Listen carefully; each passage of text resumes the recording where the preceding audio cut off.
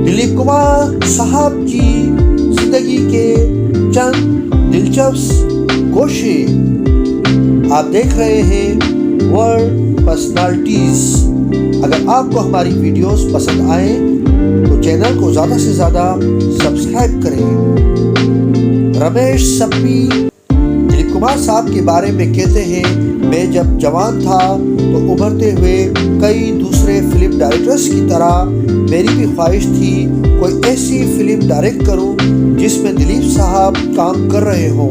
मैं इनकी देवदास, आज़ाद, कोहिनूर वगैरह जैसी फिल्में देखते हुए जवान हुआ था और तब से ही इनकी अदाकाराना सलाहियतों का गर्विदा था। मैं जब कई काबिल ज़िक्र फिल्में बना चुका जिनमें शोले जैसी एहसास फिल्म भी शामिल थी, तब मैंने महसूस किया कि मैं दिलीप साहब को साइन करके कोई फिल्म डायरेक्ट करने के काबिल हो गया हूँ और इस सिलसिले में इनसे बात कर सकता हूँ।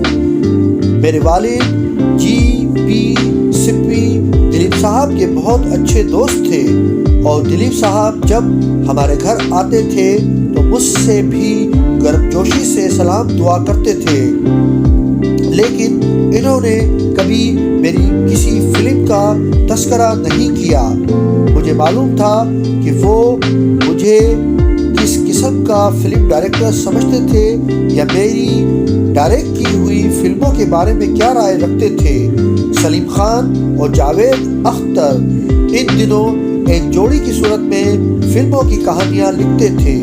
शोले के बाद वो कई बार मुझसे तस्करा कर चुके थे कि इनके पास एक कहानी का खाका था जिसकी बुनियाद एक तामिल फिल्म पर थी, लेकिन इनका कहना था कि इस पर अच्छी फिल्म बन सकती है जब इसमें हीरो के बाप का किरदार दिलीप साहब करें।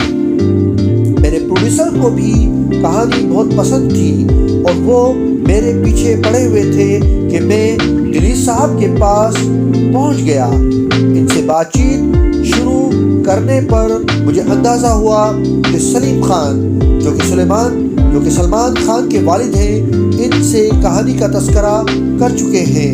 इन्होंने मेरी पेशकश पर गौर करने का वादा किया और साथ ही फरमाइश की कि मैं फिल्म के दोनों डायरेक्टर्स को इनसे मिलने के लिए भेजूं। मैं यूं खुश वापस आया जैसे मैंने कोई नई दुनिया दरियाफ्त कर ली हो। मेरे लिए सबसे ज़्यादा खुशी की बात ये थी कि बतौर डायरेक्टर मेरी अहलियत के बारे में किसी किस्म के शक व शुबे या अदम इत्मीनान का इजहार नहीं किया गया। फिर मैंने इन्हें बताया कि इनके बागी बेटे के किरदार में हम अमिताभ बच्चन को कास्ट करना चाह रहे हैं। इन्होंने अमिताभ बच्चन की तारीफ की। दूसरे अदाकारों की हमें फिक्र नहीं थी कि इन्हें किस तरह कास्ट किया जाएगा, क्योंकि जब अदाकारों को पता चलता था कि फला फिल्म में दिलीप साहब काम करने पे आमादा हो चुके हैं तो वो बड़े इश्तियाक से फिल्म साइन करने के लिए तैयार हो जाते थे। अमिताभ और दिलीप साहब के एक दूसरे के मुकाबिल कास्ट होने की खबर ने फिल्मी शायकीन में तहलका मचा दिया। फिल्म की इफ्तिताई तकरीब जोहो के साहिल पर रखी गई और वहीं पहला शॉट भी लिया जाना था जिसमें दिलीप साहब और अमिताभ दोनों मौजूद थे। इस शॉट में अमिताभ को हेलीकॉप्टर से उतरकर दिलीप साहब की तरफ बढ़ना था। दिलीप साहब को अपनी जगह खड़ा रहना था और इंडस्ट्री के लोगों को मालूम है कि दिलीप साहब अपनी जगह खामोश खड़े रहकर सीन में जान डाल देते हैं। साहिल पर सिर्फ इंडियन मीडिया ही नहीं बल्कि दीगर ममालिक के बहुत से नुमाइंदे मौजूद थे। इनके अलावा हजारों शायकीन भी दिलीप साहब और अमिताभ के बेक वक्त शूटिंग करने की खबर सुनकर चले आए थे।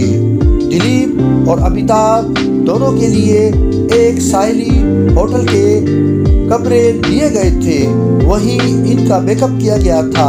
شاٹ دینے سے پہلے امیتابھ نے دلیپ صاحب کے کمرے میں جا کر انہیں سلام کیا اور آشیرواد لی۔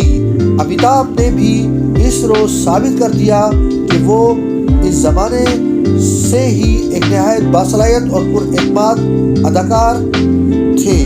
انہوں نے دلیپ صاحب اور ہزاروں تماشائیوں کے ہجوم کے سامنے ایسی عمدگی اور خود اعتمادی سے شاٹ دیا کہ وہ کسی ریٹیک کے بغیر اوکے ہو گئی۔ ان کی جگہ کوئی اور اداکار ہوتا تو اس کے لیے یقیناً یہ ایک بہت مشکل مرحلہ ہوتا۔ فلم انڈسٹری میں کافی دنوں تک اس شاٹ کے چرچے رہے۔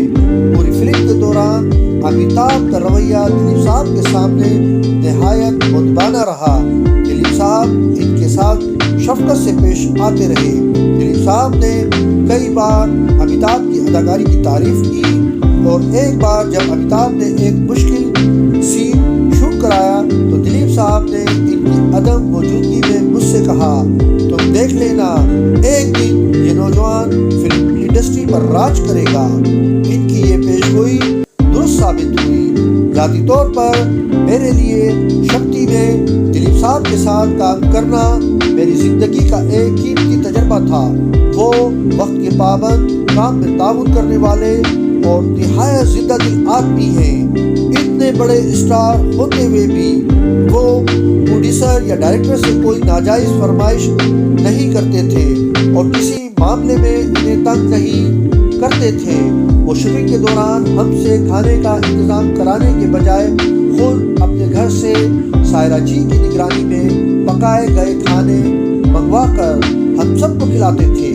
کھانے کے دوران وہ ہم لوگوں کی میز سے اٹھ کر چھوٹے ہنرمندوں اور سیٹ پر نہایت معمولی عام لوگوں سے مزدور قسم کے کارکنوں کے پاس بھی جاتے اور دیکھتے کہ انہوں نے ٹھیک طریقے سے کھانا کھا لیا ہے یا نہیں۔ ان کی اس عادت کی وجہ سے وہ سب لوگ بھی ان سے بہت پیار کرتے تھے اور انتظار کرتے تھے کہ دلیپ صاحب یہی بات پوچھنے کے لیے ان کی میز پر آئیں۔ شکتی اس زمانے میں بن رہی تھی جب دلیپ صاحب کی نجی زندگی میں بھونچال آیا ہوا تھا۔ انہوں نے دوسری شادی کر لی تھی اور ان کے گھر میں ہی نہیں پوری دنیا میں فلمی شائقین ان کے پرستاروں میں سنسنی پھیلی ہوئی تھی، مگر اس دوران بھی انہوں نے نہایت یکسوئی اور سکون سے